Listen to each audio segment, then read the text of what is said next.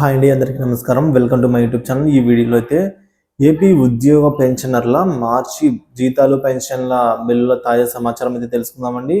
ఇప్పటి వరకు ఉన్న తాజా సమాచారం వరకు అయితే ఇప్పుడు తెలుసుకుందాము.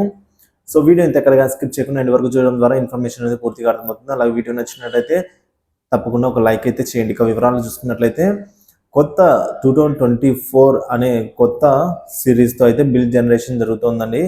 మనము చూసుకున్నట్లయితే బిల్ జనరేషన్ అనేది 2024తో స్టార్ట్ అయ్యి తర్వాత 379 తర్వాత 458 అట్లా ఆ విధంగా 574 అనే ఆ విధంగా 2024తో అయితే బిల్ జనరేషన్ జరుగుతుంది. So new token number generated with 2024 number salary bills submit అవుతున్నాయండి.